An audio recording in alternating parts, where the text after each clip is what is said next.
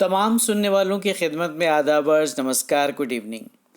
मैं हूं आपका मेज़बान नईम, आज की उर्दू सर्विस की नशियात के साथ आप सभी सामीन का यानी हमारे प्यारे प्यारे दोस्तों का खैर मकदम आज के प्रोग्राम में। उम्मीद करते हैं सभी दोस्तों के हाल चाल अच्छे होंगे और आपका साथ मिलते ही हमारे हाल चाल सब दुरुस्त हो जाते हैं। वो कहते हैं ना कि अपनों का साथ बहुत ज़रूरी है। सुख हो तो बढ़ जाता है और दुख हो तो बढ़ जाता है। तो दोस्तों, अपनों का साथ आपकी दुनिया को रौनक रखता है। दिल जिससे जिंदा है वो तमन्ना तुम ही तो हो। हम जिसमें बस रहे हैं वो दुनिया तुम ही तो हो। चलिए तो दोस्तों, अपनों का साथ देते हुए, अपनों का साथ लेते हुए, आपके सुख में इजाफे की दुआ और उम्मीद के साथ प्रोग्राम में आगे बढ़ते हुए और हासिल करते हैं रूहानी ग़िज़ा और तस्कीन क़ल्ब। और ये सुकून हासिल हो रहा है नाते रसूल करीम के ज़रिए। बारगाह रिसालत माह में गुलह क़ीदत पेश कर रही हैं अमीना बरनी। मेरा हर गम है तुम पर आशिकारा, या रसूल अल्लाह। मेरा हर गम है तुम पर आशिकारा, या रसूल अल्लाह। निगाहे लुत्फ का बस एक इशारा, या रसूल अल्लाह। निगाहे लुत्फ का बस एक इशारा, या रसूल अल्लाह।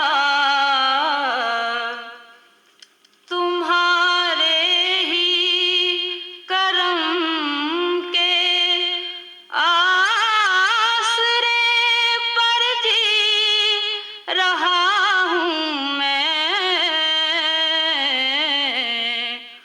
तुम्हारे ही करम के आसरे पर जी रहा हूँ मैं,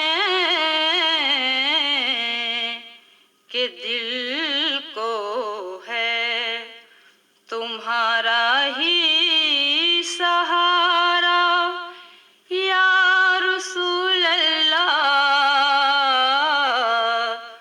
के दिल को है तुम्हारा ही सहारा, या रसूल अल्लाह। दो आलम में है शोहरा आपकी, बंदा नवाजी का। दो आलम में है शोहरा आपकी, बंदा नवाजी का। भरम रख लीजिए मेरा खुदारा, या रसूल अल्लाह। भरम रख लीजिए। कोई जलवा समा सकता नहीं उसकी निगाहों में। कोई जलवा समा सकता नहीं उसकी निगाहों में। जिसे दीदार हो जाए तुम्हारा, या रसूल अल्लाह। जिसे दीदार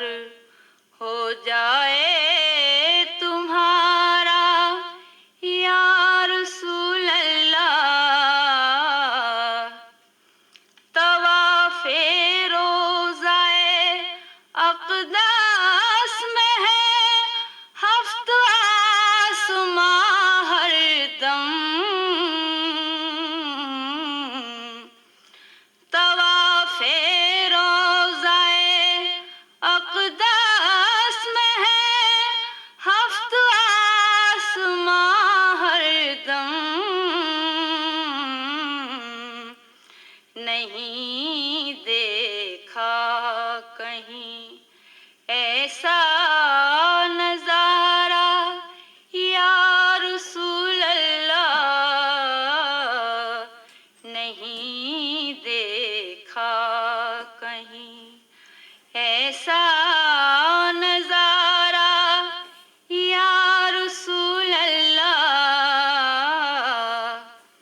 किसी ने देख कर मुज़्तर को आका से कहा जाकर किसी ने देख कर मुज़्तर को आका से कहा जाकर पड़ा है दर पे एक बेकस बेचारा या रसूल अल्लाह मेरा हर गम है तुम पर आशिकारा या रसूल अल्लाह निगाहे लुत्फ का बस एक इशारा या रसूल अल्लाह। नात रसूल करीम पेश कर रही थी अमीना बरनी। यकीनन कल्बी सुकून हासिल हुआ होगा ये नात पाक सुनकर। ऑल इंडिया रेडियो की उर्दू सर्विस के नशियात का सिलसिला जारी है सोशल मीडिया लाइव के ज़रिए। आइए अब रुख करते हैं अपने अगले सेगमेंट का, जिसका नाम है दिल के कलम से। इस सेगमेंट में आज बात उन ख़वातीन की जिनका जिक्र हम अक्सर व बेशतर करते हैं शौहर बीवी के नोक झोंक में, झगड़ों में या फिर सास बहू के किस्सों में। आज ख़वातीन हर शोबे में अपना कदम जमा रही हैं। वो अपने रास्ते की तमाम रुकावटों का सामना करते हुए अपनी राह हमवार कर रही हैं। मौजूदा दौर में ख़वातीन तालीम, साइंस, बिजनेस, सियासत, सियाहत, तफरी हर शोबे में वो अपनी कामयाबी के झंडे गाड़ रही हैं। शायद ही ऐसा कोई शोबा होगा जहां ख़वातीन ने अपना जोर ना आजमाया हो। चाहे खेल का मैदान हो या फिर तिजारत हो, जैसा कि हमने आपको बताया, वो कामयाबी की राह पर गामजन है। हिंदुस्तान के हवाले से अगर बात की जाए तो अभी गुज़श्ता दिनों तमिलनाडु की एक खातून ने तारीख रकम की। ऐसी ही एक मिसाल तमिलनाडु की रहने वाली एक खातून ने कायम की है। उन्होंने एम्बुलेंस की ड्राइवर की नौकरी कबूल की है। वाज़ेह रहे कि एम वीर लक्ष्मी नाम की एक खातून मुल्क की पहली एम्बुलेंस ड्राइवर बनी है। एम्बुलेंस के ड्राइवर के तौर पर एम वीर लक्ष्मी की तकर्रुरी हुई है और वीर लक्ष्मी की उम्र 30 साल है। वो 2 बच्चों की माँ हैं। वो काम करते हुए अपने बच्चों की देखभाल भी बेहतर अंदाज में कर रही हैं। इससे पहले वो कैब ड्राइवर थी। एम्बुलेंस ड्राइवर की तकर्रुरी के बाद उनके जज्बात कुछ इस तरह थे। जब मुझे इस नौकरी के मुताल्लिक पता चला तो मैंने अर्जी दी। मुझे उम्मीद थी कि मेरा इंतखाब ज़रूर होगा और ऐसा ही हुआ भी दोस्तों। कहती हैं, बाद में मुझे मालूम हुआ कि मैं मुल्क की पहली वुमेन एम्बुलेंस ड्राइवर हूँ। एक ड्राइवर होने के नाते वीर लक्ष्मी को सड़क से कभी डर नहीं लगता। उनका मानना है कि पैसे कमाने के लिए तो दूसरे काम भी किए जा सकते हैं, लेकिन मैंने ये काम दूसरों की खिदमत करने के लिए इंतखाब किया है। मैं इस काम के ज़रिए लोगों की मदद करना चाहती हूँ। कितने उम्दा ख्यालात हैं दोस्तों वीर लक्ष्मी के। वीर लक्ष्मी को टैक्सी ड्राइविंग का 3 साल का तजर्बा भी है और कोरोना की शुरुआत से पहले तक उनके शौहर हमेशा उनका साथ देते थे। उन्हें वीर लक्ष्मी के इस काम से कभी कोई एतराज़ नहीं था, लेकिन कोरोना इन्फेक्शन के डर से अब उन्हें वीर लक्ष्मी की फिक्र हो रही है। जाहिर सी बात है दोस्तों कि इस वक्त कोरोना वायरस की वजह से हर कोई खौफ में मुब्तला है। ऐसे में वीर लक्ष्मी के शौहर की फिक्र भी फितरी है। वीर लक्ष्मी को कोरोना इन्फेक्शन से डर नहीं लगता। वजह उसकी वो बताती हैं, मेरे साथ सेफ्टी गियर रहता है, इसलिए इस बात की फिक्र नहीं रहती कि मुझ में भी ये इन्फेक्शन हो सकता है। मैं इस शोबे में काम करके खुश हूँ और मुझे इस बात की खुशी है कि इस काम के लिए मेरा इंतखाब किया गया है। वीर लक्ष्मी का यह भी मानना है कि मेरी माँ मुझसे कहती थी, जो भी काम करो वो पूरी लगन के साथ करो। अगर काम करने की लगन हो तो कोई भी काम करना नामुमकिन नहीं है। और वीर लक्ष्मी ने ऑटोमोबाइल टेक्नोलॉजी में डिप्लोमा भी किया है दोस्तों, हम आपकी मालूमात के लिए आपको बता दें। बहुत खूब इनका जज्बा है और इनके जज्बे को सलाम करते हैं। ये वही खातून है जो कभी माँ की गोद में लेटकर सिर्फ लोरियां सुना करती थी और कोई सोच भी नहीं सकता था ये प्यारी सी नन्ही सी परी एक दिन ड्राइवर बनेगी, और न सिर्फ ड्राइवर बनेगी बल्कि लोगों की खिदमत भी अंजाम देगी, क्योंकि इन्होंने इंतखाब जो किया है अपने इस ड्राइविंग का, यानी एम्बुलेंस ड्राइवर के तौर पर, ये वाकई काबिल सताइश बात है। बहुत बहुत मुबारकबाद वीर लक्ष्मी को और तमाम तर नेक ख्वाहिशात उनके लिए।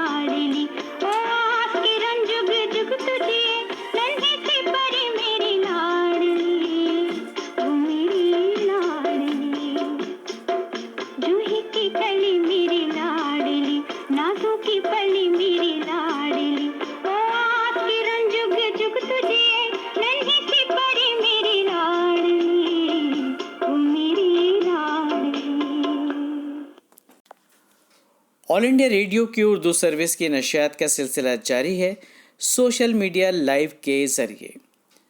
आज एक और नायाब तोहफ़ा आपके लिए उर्दू सर्विस की लाइब्रेरी से, तारीख़ साज। और ये तारीख़ साज है तारीख़ी मकाम सारनाथ के हवाले से। यूँ तो हर किसी को सैर व सियाहत का शौक़ होता है, मगर कोरोना वबा की वजह से बदली सूरत हाल में ये सिलसिला कुछ रुक सा गया है। तो हमने सोचा आपको सारनाथ की सौती सैर करा दी जाए घर बैठे बैठे। इसके दो फ़ायदे हैं दोस्तों। एक तो ये कि आपके घर बैठे बैठे सैर हो गई, दूसरा ये कि आपकी मालूमात में इजाफा भी हो गया। इसे कहते हैं एक पंथ दो काज। आइए सुनते हैं तारीख़ साज। रावी हैं एस.एम. शफीक। हिंदुस्तान का कौमी निशान जिस 4 शेरों की तस्वीर है और नीचे के हिस्से में एक चक्र नजर आता है, सारनाथ के अजायब घर में महफूज अशोक के अहद से मुताल्लिक संग तराशी के एक नमूने से माखूज है। यह कौमी निशान बुद्ध मत के अकायद में मौजूद इंसानी रवादारी और बाहमी रफाकत के एहसास को पेश करता है। सारनाथ बनारस से चंद मील के फासले पर वाक़ है। यहाँ महात्मा बुद्ध के अहद की बाज़ अहम निशानियां मौजूद हैं और बुद्ध मत के कई अहम मंदिर हैं, जिनमें इबादत के लिए दुनिया के दीगर ममालिक से बेशुमार अफराद सारनाथ आते हैं। सारनाथ महात्मा बुद्ध की जिंदगी और शख्सियत नीज बुद्ध मत में खुसूसी अहमियत का हामिल है। बौद्ध गया में ज्ञान हासिल करने के बाद महात्मा बुद्ध ने अपने अकायद की तबलीग के लिए सफर शुरू किया था और उनका पहला पड़ाव सारनाथ में हुआ था। इसी मकाम पर महात्मा बुद्ध ने अपने धर्म का पहला प्रचार किया था और ऐलान किया था कि उनका मसलक मियाना रवी का मसलक है।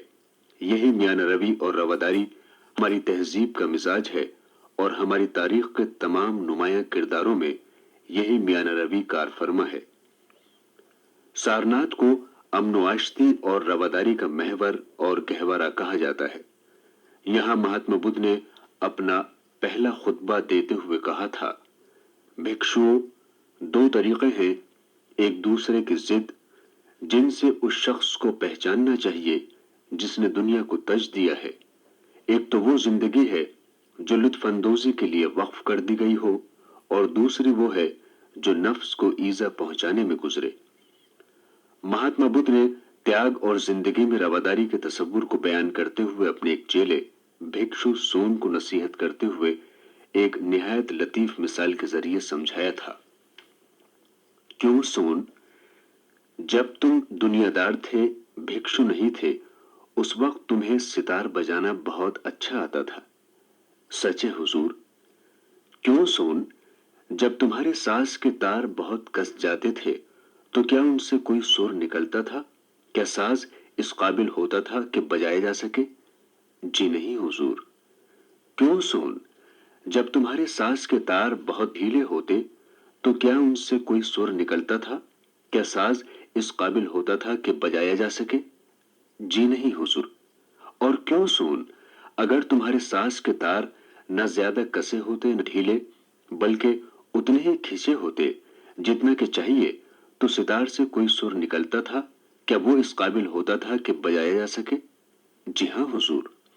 इसी तरह सोन, बहुत सख्त कोशिश करने से तबीयत पर ज्यादा जोर पड़ता है, बहुत कम कोशिश करने से मस्ती पैदा होती है। इसलिए सोन, तुम्हें चाहिए कि इत्दाल के साथ जिदोजहद करने में साबित कदम रहो, कोशिश करके अपनी जहनी कुव्वतों में हमवारी पैदा करो। मियाना रवी का ये दर्स सारनाथ के खुतबे के नाम से मशहूर है और इस खुतबे का मतन बुद्ध मत की किताब धम्पद में शामिल है। सदियां गुजर चुकी हैं, रवादारी का ये दर्स तारीख के मुख्तलिफ अदवार से गुजरता हुआ नए हिंदुस्तान के जमहूरी और सेकुलर मिजाज का हिस्सा बन चुका है और यही मियाना रवी दुनिया के दीगर ममालिक से हिंदुस्तान के ताल्लुकात की बुनियाद है।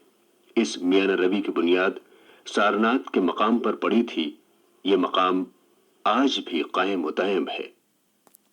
दोस्तों, आप सुन रहे थे सेगमेंट तारीख साज। रावी थे एस.एम. शफीक। मौजू था सारनाथ।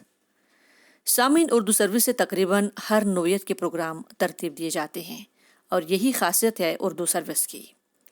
और सबसे बड़ी खासियत है हमारे सामीन दोस्तों की प्रोग्रामों के तई दिलचस्पी।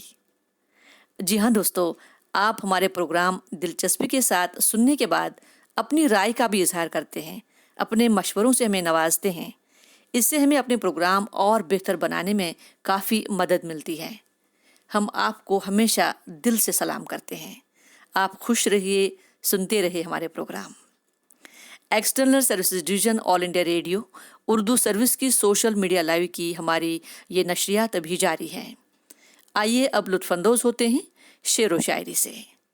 कलामी शायर के तहत आपसे रूबरू हो रहे हैं छत्तीसगढ़ रायपुर के मारूफ शायर दिलीप वर्मा तस्सवुर साहब, जो चंद दिलचस्प बातों के साथ इस महफिल को अपनी शायरी से सरशार कर रहे हैं। आइए सुनते हैं। नाजरीन, दिलीप वर्मा तस्सवुर का आदाब। मैं हिंदुस्तान के एक छोटे से सूबे छत्तीसगढ़ के शहर इलाके रायपुर का बाशिंदा हूँ। मेरा शौक गज़ल लिखना, नज्म लिखना, कविताएं लिखना है। हाल फिलहाल में मेरी ये गज़ल दीवान गुलशन नौगुल शाया हो चुका है और 2 गज़ल दीवान शाया होने के लिए तैयार है। मैं आपकी खिदमत में इस दुआ के साथ हाजिर हुआ हूँ कि अल्लाह ताला आपको, आपके परिवार को और पूरी कायनात को महफूज रखे। आप अपने अपने घरों में महदूद रहें और सबका ख्याल रखें। लोग अभी अपने अपने गांव की ओर लौट रहे हैं, तो मेरे को भी अपने गांव का ख्याल आ रहा है। उस पर एक शेर मेरा सुनिए। सख्त है राहें, कोई एक नर्म छांव आ जाए। सख्त है राहें, कोई एक नर्म छांव आ जाए। घबरा गया हूं शहर में, मेरा गांव आ जाए। घबरा गया हूं शहर में, मेरा गांव आ जाए। नाजरीन, देखें कि इश्क अलग अलग हालातों में क्या रंग दिखाता है। इस पर मेरी एक रोमानियत भरी गजल पेश है। दिल बेवजह रोए तो इश्क होता है। दिल बेवजह रोए तो इश्क होता है। खुद में कोई खोए तो इश्क होता है। दिल बेवजह रोए तो इश्क होता है। खुद में कोई खोए तो इश्क होता है बेखुदी इतनी की क्या कहें हम भी। है बेखुदी इतनी की क्या कहें हम भी। जागे ना ही सोए तो इश्क होता है। जागे ना ही सोए तो इश्क होता है। वो भीड़ में रहकर भी रहता खोया सा। वो भीड़ में रहकर भी रहता खोया सा। वो तन्हा भी होए तो इश्क होता है। वो तन्हा भी होए तो इश्क होता है। एक हासिले गौर शेर देखिए। पहलू में उनके गुजार दी रातें। पहलू में उनके गुजार दी रातें। दामन भिगो रोए तो इश्क होता है। दामन भिगो रोए तो इश्क होता है। अब मक्ता पेश कर रहा हूं। आती नहीं खुशबू कोई तसव्वुर में। आती नहीं खुशबू कोई तसव्वुर में। जब बैरी दिल होए तो इश्क होता है। जब बैरी दिल होए तो इश्क होता है। दिल बेवजह रोए तो इश्क होता है। खुद में कोई खोए तो इश्क होता है। एक तरन्नुम में एक शेर मैं जरूर पढ़ना चाहूंगा।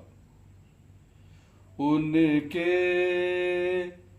दरीचे में दिखता है एक चांद। दिल के पड़ोस में रहता है एक चांद। उनके दरीचे में दिखता है एक चांद।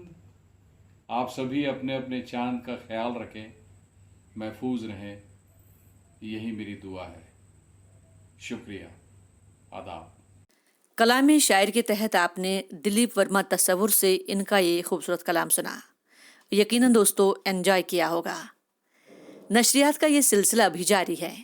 अब सेहत के हवाले से जान है तो जहान है सिलसिले के तहत कोरोना वायरस की बीमारी के बचाव से मुतालिक आइए सुनते हैं डॉक्टर साहब की सलाह।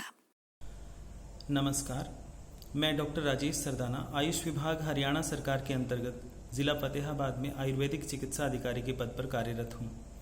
कोविड-19 के कारण हम सभी एक नए माहौल में रहने को अभ्यस्त हो रहे हैं। बार बार हाथ धोना या सैनिटाइज करना, मास्क का प्रयोग व सोशल डिस्टेंसिंग हमारे जीवन का हिस्सा बन गए हैं। अनलॉक 2 का ये मतलब बिल्कुल नहीं है कि हम स्वयं पर लगाए गए सभी नियंत्रण हटा लें, बल्कि हमें स्वयं व दूसरों की सुरक्षा का पहले से अधिक ख्याल रखना है। मैं आज खास तौर पर आप सबको ये बताना चाहता हूँ कि यदि साधारण से दिखने वाले कुछ उपायों को हम सही तरीके से जीवन का हिस्सा बना लें तो वह विशेष बन जाते हैं। जैसे कि आयुष मंत्रालय भारत सरकार ने कुछ सामान्य से महसूस होने वाले लेकिन खास उपाय हमें सुझाए हैं, जिनका हम दिनचर्या में प्रयोग करके कोरोना के छक्के छुड़ा सकते हैं। मसलन गर्म पानी पीना, इसी प्रकार प्रतिदिन आधा घंटा योग, प्राणायाम व ध्यान करना, खाना पकाते समय जीरा, धनिया, लहसुन, हल्दी इत्यादि मसालों का समुचित प्रयोग करना। इसी तरह से हल्दी वाले दूध का प्रयोग करना, जिसमें हम आधा चम्मच हल्दी पाउडर 150 ग्राम दूध के अंदर, गर्म दूध के अंदर मिलाकर प्रतिदिन सेवन कर सकते हैं, 1 या 2 बार भी। और इसे आयुष मंत्रालय ने गोल्डन मिल्क का नाम दिया है। इसी प्रकार नाक में 2 बूंद नारियल या तिल का तेल डालना, सरसों का तेल भी प्रयोग कर सकते हैं। गाय का घी भी हम नाक में दोनों नासिका छिद्रों में चुपड़ सकते हैं। आयुर्वेद में इसे प्रतिमर्श नस्य का नाम दिया है।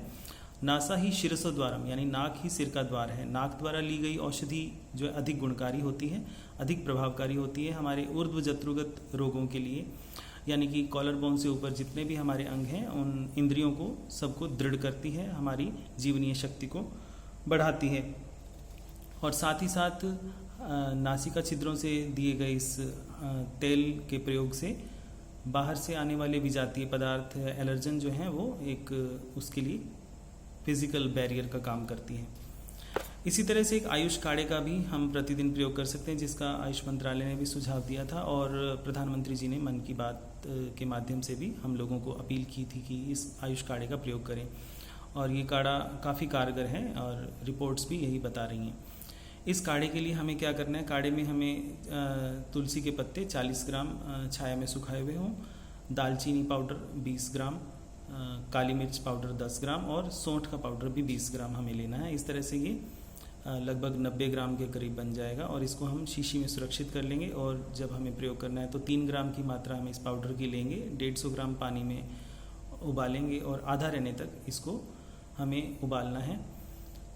इसमें हम गुड़ और या नींबू का रस अपने स्वाद के अनुसार हम मिला सकते हैं, या उबालते समय हम मुनक्का का प्रयोग भी हम इसमें 4-5 दाने उबाल सकते हैं। इसी तरह खांसी या गले में खराश अगर होती है तो हम पुदीने के पत्तों का या अजवाइन का पानी में उबालकर भाप ले सकते हैं। लौंग का चूर्ण हम शहद या गुड़ के साथ खाने में प्रयोग कर सकते हैं।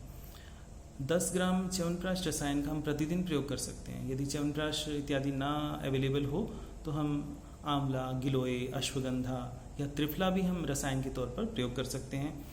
ये जो सभी रसायन हैं, आंवला रसायन है, अश्वगंधा है, या जो भी हम उपाय करते हैं, ये सभी इम्यूनिटी को बढ़ाने में बहुत कारगर हैं और बहुत ही उपयोगी सिद्ध हुए हैं।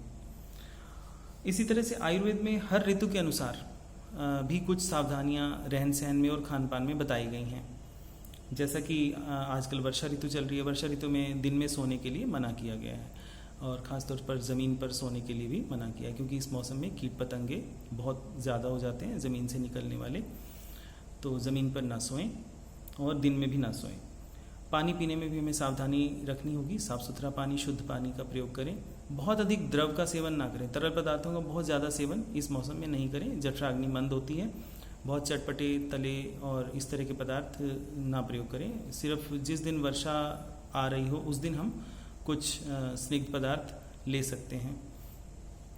इसी तरह से सत्तू इत्यादि का भी सेवन ना करें, बहुत ज़्यादा कसरत ना करें, यानी अपने बल से ज़्यादा कसरत ना करें।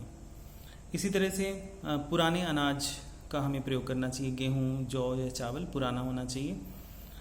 द्राक्षासव, द्राक्षारिष्ट का भी सेवन कर सकते हैं। हरड़ का यदि सेवन करना चाहें तो नमक के साथ, सेंधा नमक के साथ इसका प्रयोग करेंगे। इन सभी सामान्य लेकिन खास उपायों को हम अपनी दिनचर्या में शामिल करके अपनी अंदरूनी ताकत बढ़ा सकते हैं, कोरोना से लड़ने में सक्षम हो सकते हैं। साथ ही मैं ये अपील करूंगा आप सबसे कि इस मौसम में गिलोय और इस तरह के औषधीय पौधों को अपनी बगिया में स्थान दें। अपने आसपास पार्क में, सोसाइटी में, जहाँ भी खाली स्थान है वहाँ पर औषधीय पौधों का रोपण करें। इसी उम्मीद के साथ मैं आप सबसे विदा लेता हूँ। शुक्रिया। डॉक्टर राजेश सरदाना ने हमें कोरोना वायरस से सेफ रहने के लिए आयुर्वेद के तरीके बताए, जैसे हमें अपनी अंदरूनी ताकत और कुव्वत को बरकरार रखने और बढ़ाने के लिए अपने खान पान में किन किन चीज़ों का इस्तेमाल करना चाहिए। डॉक्टर साहब ने वर्जिश करने का भी हमें तरीका बताया। बस ज़रूरत है दोस्तों इन मशवरों पर अमल करने की। अमल से ही हम सेहतमंद रहेंगे, सेफ रहेंगे। अब अपनी नर्म नाजुक जिल्द की हिफाजत करने का मौसम आ गया है। ये खुश्क मौसम हमारे जिल्द के लिए कई मसाइल लेकर आता है। क्यों न हम पहले से ही मुहतात रहें अपनी जिल्द को ठीक रखने के लिए। आज हम होंठों को नरम रखने के लिए कुछ टिप्स आपसे शेयर कर रहे हैं। दोस्तों, रोजाना रात को होंठों पर दूध की बालाएं लगाएं, आपके होंठ बिल्कुल नरम रहेंगे। चुटकी भर पिसी हुई फटकरी 1 चम्मच अर्के गुलाब चंद कतरे लेमन के रस में मिलाकर रोजाना रात सोते वक्त होंठों पर लगाएं। इससे होंठ नरम और होंठों की स्याही दूर हो जाएगी।